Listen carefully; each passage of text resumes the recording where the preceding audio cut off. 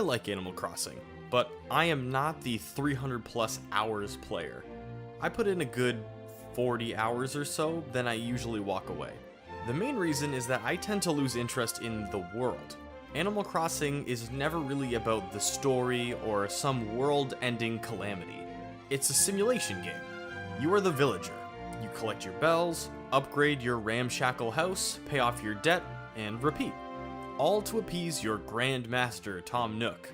And that is all totally fine. You also get to update other areas around town and of course, hang out with the townsfolk. But it just seems all a little too shallow to me. Don't get me wrong. The number of dialogue boxes included in these games is staggering. All the villagers have their own quirks and traits, and that helps them stand out from the other villagers.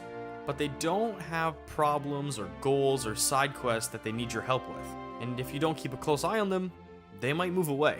Obviously, there are other things to do like fishing and catching bugs, maintaining your garden, and selling your wares. But what if they completely overhauled the user experience?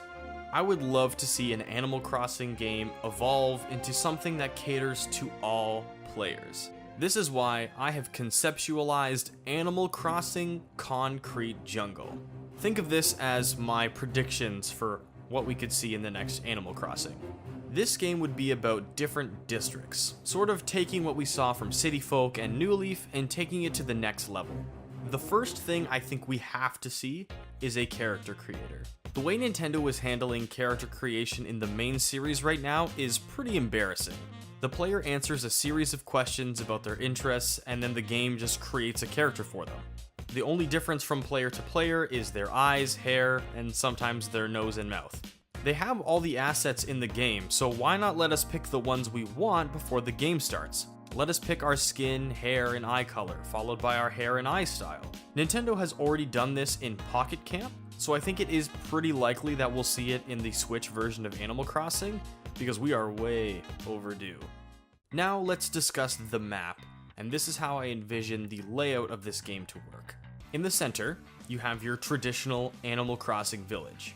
I don't think we need any significant changes here. You would still function as the mayor, as we saw kind of alluded to in the trailer, so the village is simply an area where you can meet the townspeople and chat with them. However, I would like to see Nintendo take a page out of other RPGs like Persona, or even what they're doing in Fire Emblem with support conversations, where over time, your relationship with these characters builds, you learn more about them, and get to go play sports or board games with them or something like that. A casual activity you can perform with townspeople to either earn bells, items, or unlock new projects to develop. The next district would be the city center or shopping district, and I have big dreams for this one.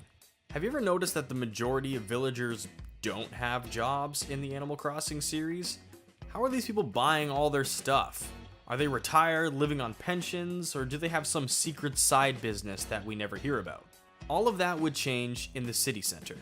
For example, let's say when you start the game, there are 2 or 3 major shops, but as your city grows, you are able to open new businesses. All of these businesses would be run by non-villagers like the Able Sisters, the Nook family, etc. But in order for the shop to reach its full potential, they need help from the villagers. As the mayor, you could nominate villagers for various part-time jobs around town to help expand your city. 2 or 3 times a week, the selected villager would be working at the store for a few hours, and as the business grows, you can purchase additional wares and earn new development projects. But choose wisely. If the villager works on Tuesdays and Thursdays, you won't be able to hang out with them for a few hours on those days. These villagers would also be less likely to move away as they now have an additional commitment to the city. They would also have more spending money, which would allow them to furnish their house and potentially give you greater rewards. Maybe there's a new construction business that opens, and by employing additional villagers, your projects will complete in a shorter amount of time. The next district would be the island to the south, something we've seen in most Animal Crossing games. I can't think of much to change here, except maybe adding more activities and games for multiplayer sessions. Nintendo Online will be in full effect by the time Animal Crossing comes out, so hopefully they will have lots of options for online play. The next district would be in the east, and this would be the forest.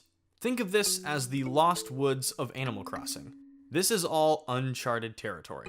Every time you go in, you discover more about this area, or maybe it's procedurally generated, meaning it's different every time you visit. It could potentially be a light combat area. Perhaps you get a sword or staff to defend yourself from monster-type enemies. The combat wouldn't be terribly deep. Think Fantasy Life or early Zelda games, where you just tap the B button to attack, and that will send enemies flying away. In this area, you can acquire unique items that sell for a higher profit, or seeds that you could use to plant special types of trees or flowers in the village. This would be an alternative to fishing or capturing bugs on the island. The items and critters you would find would hold comparable value to the ones found on the island, but once per day, you can find a treasure chest at the end of the forest which will hold a special item. Perhaps this area would only be accessible for a limited time, and if you get hit by an enemy, you are locked out until later. The forest would be dark, and you would have very low visibility, increasing the overall difficulty. You could even bring a befriended villager in with you, and they could either help you attack enemies or hold a lantern to light up your way. The final district would be in the west, and this is the entertainment space. Townsfolk could come here to relax, eat food, and hold events. Once you've befriended a villager, they would come here to hang out with you. This area would take inspiration from Pocket Camp, so you can develop this area however you wish. Perhaps you could put in a pool which would function as a skating rink in the winter.